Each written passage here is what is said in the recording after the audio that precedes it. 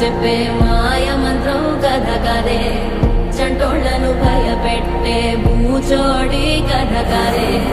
తాత ముత్తాతమ్మల భూతాల కథ కదే విక్రమాదిత్యుడు చెప్పిన వేదాళుడి కథ కదే దీపము నుండి దెయ్యం వచ్చే అల్లావుద్దీన్ కథ కదే ఇది ముడత చర్మం ముసలి చెప్పే